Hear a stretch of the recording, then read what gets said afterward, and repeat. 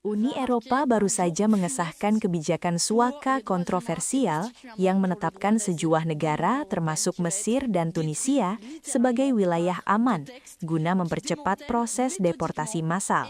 Kebijakan ini memicu perdebatan sengit di Parlemen Eropa, di mana politisi Prancis Manon Aubry mengecam keras langkah tersebut sebagai bentuk dehumanisasi yang mengabaikan hak asasi manusia demi meredam tekanan imigrasi.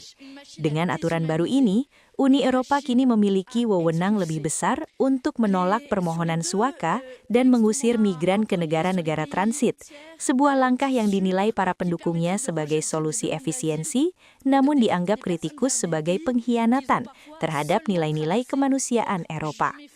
Konten ini menyoroti pergeseran drastis kebijakan migrasi blok tersebut di tahun 2026 yang berpotensi mengubah wajah diplomasi dan standar perlindungan pengungsi di tingkat internasional.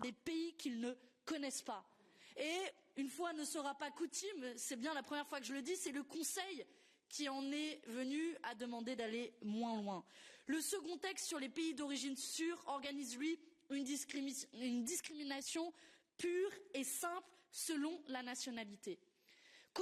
Expliquez-moi comment le Parlement européen peut voter d'un côté des résolutions dénonçant les violations des droits humains en Tunisie, en Égypte, pas plus tard qu'il y a quelques semaines de cela, et de l'autre côté, considérer ces pays comme sûrs. L'an dernier, c'est 1340 personnes qui sont mortes en mer Méditerranée. Rien que la semaine dernière, le mardi 3 février, 14 migrants qui ont été tués dans une collision de leur embarcation avec un bateau des gardes-côtes grecs. Vendredi 6 février, au large de la Libye, 53 personnes qui ont perdu la vie. Ces morts ne sont pas des accidents.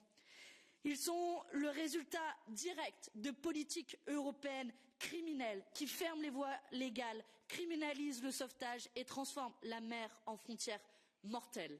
En ce qui nous concerne, nous refusons de céder aux sirènes de l'extrême droite qui n'ont qu'une obsession, de faire de notre Europe une Europe forteresse, parce que pour nous, et plus que jamais, l'Europe ne pourra pas se construire au milieu de cimetières. L'Union européenne se comporte comme si les États-Unis ne menaçaient pas un territoire européen.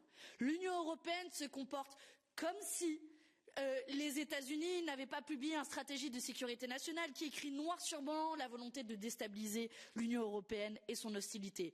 L'Union européenne se comporte comme si Trump ne s'en prenait pas quotidiennement à la législation européenne et comme si sa police, sa milice ne tuait pas ses opposants.